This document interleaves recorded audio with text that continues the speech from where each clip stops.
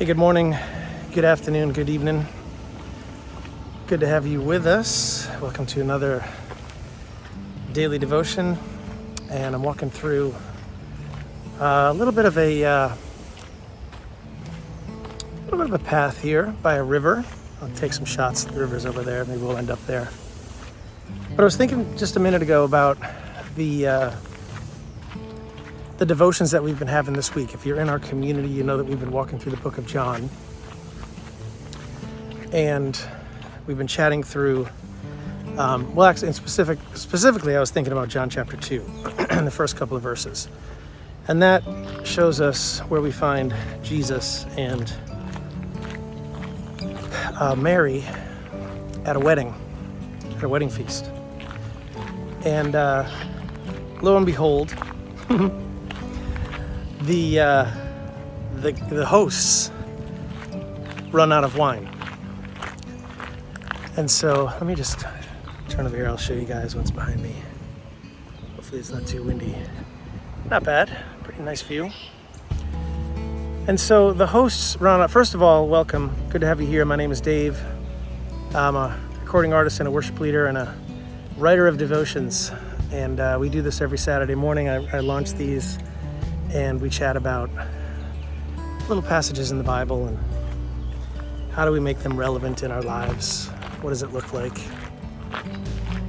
And so anyway, Mary is there with Jesus, and we're starting chapter 2, and the host has run out of wine. Now, back in the day, I was looking at what this would be like from a cultural perspective.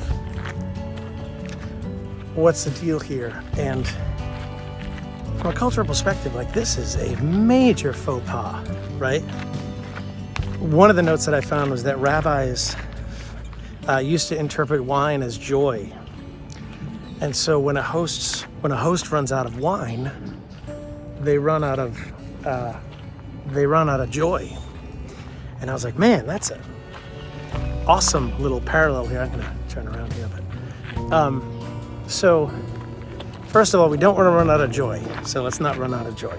But then Mary says to the servants that are there, they're like, hey, just listen to him. She says to Jesus, hey, do your thing. And she says to the servants, listen to whatever he says. And so Jesus responds and says, hey, my hour has not come yet. The time isn't right for me to begin my ministry. And so there are a few notes on that, and one of them had said the time wasn't right, but maybe Jesus was asking the Father, your will be done here. Is this the right time to start? And so I liked that little narrative there, because it basically meant that Jesus is, everything he's doing, he's running it by the Father. And he's saying, hey, let me just tuck over here, see if I can get out of the wind. He's saying, hey, the Father's will be done, and I want to do the Father's will. So in order for him to make it happen, he asks the Father first. And I thought that was a great little note that I had never actually thought about before. But of course, Jesus once again leading by example and saying, well, let me, and it doesn't notate this in any of the passages that I found, but basically Jesus just saying, or it's almost implied, because there's plenty of references where Jesus says, I don't do anything without the Father's consent, almost, if that's the right word. I'm not quite sure it's the right word. But anyway, I found it amazing. So Mary tells the servants, do whatever he says.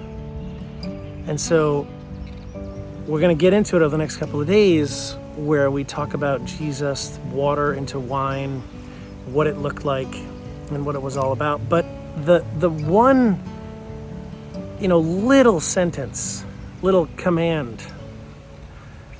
And they also said in the notes, there's not many accounts of Mary speaking, but when she does speak, we got to pay attention.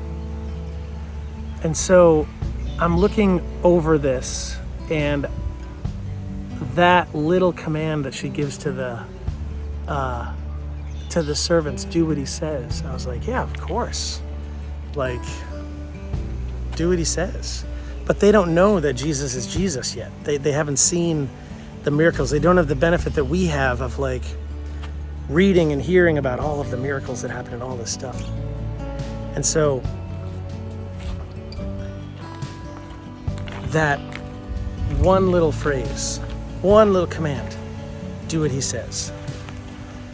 And so I kind of got hung up on that when I was writing my devotions. I actually took this, if you're in our community over at joindaysband.com, I took this one passage, and I'm into 3 days of devotions just on the one passage. And the thought of Mary saying this and how does it apply in our lives, right? And so I titled the devotions Miracles, and go down here by the river. And I thought it was kind of cool. Ooh, sorry, little bird. I thought it was kind of cool to think about what that looks like in our own lives. Like, do we listen to Jesus, right? Do we listen for his voice in our daily walks? And that was the question. I was just like, okay, maybe that's the question for the week. Like, are we listening to Jesus in our daily walks? And if we're not listening, why aren't we listening? But then the other question is, if we aren't listening, maybe it's not even a question, it's more of a thought and an idea. Maybe we should reach out a little more and have more conversations with Jesus and say, what is he trying to say to us? And what does that look like in our lives?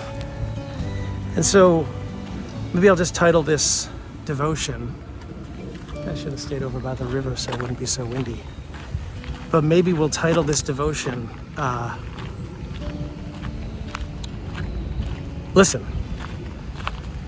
And so when Mary speaks and asks that question and says, do whatever he says, the implication there is in order to do what he says, we have to listen, right? And in order to listen, we have to pay attention. And in order to pay attention, we have to know who it is we're listening to, and we have to have focus. And so this kind of stumbles back into our thoughts on spiritual practices and rest and meditation and serving and gratitude. And what does that look like in our lives? And what does all of that stuff do in our lives? It allows us to be more focused on what Jesus is saying to us. And it allows us to center in, right? Remember we spoke about that centered prayer? That was one of the apps that I was suggesting. It's called Centered Prayer, where you take a moment and you center your prayer. And why on earth would we center our prayer? We're centering our prayer so that we can focus and we can hear and listen and acknowledge Jesus in the middle of it all. So today, maybe it's just, maybe we just stop and listen to Mary and listen to her say, do what he says. And then we transfer that over to listening to Jesus and stopping and doing what he says and acknowledging him and focusing in on what he has to say to us in our lives. Okay, that's it. It's a quick one today. But just focusing in on who Jesus is in our lives and what he's saying to us and what it looks like in our lives. again, we're so busy that it's hard for us to even begin to think about that. But let's take a minute. Let's look at it. Let's see what it looks like. And let's focus in on Jesus this week, okay? Go read John chapter 2. Fascinating chapter from the book of John. And read the companion, I don't know what chapter it is in Matthew, but read the water into wine chapter in Matthew as well. Really, really good stuff. And then go find it. If you're a member, go find it in our membership. And you'll get a lot of insights into it as well. A lot of good stuff. I did a couple of Bible studies on this too, so. Good stuff. All right, thanks guys. Thanks for being here. Thanks for tuning in. Thanks for joining me in the woods by the river here. And we'll see you on the next one. If you want to become a member of our community, head over to joindavesband.com and you can get involved there. We have the doors closed right now to new members, but you can get on the waiting list and get involved in all that we have going on. All right? Today, listen, seek Jesus, and listen to what he has to say to you. All right, we'll see you in the next one. Take care.